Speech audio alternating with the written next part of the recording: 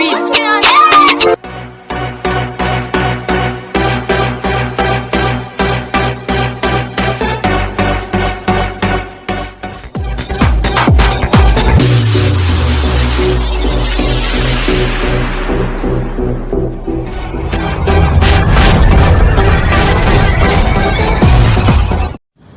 sont pyramide?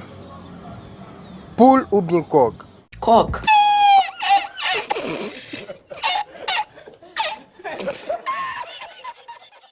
Partagez la vidéo et ajoutez aussi en commentaire.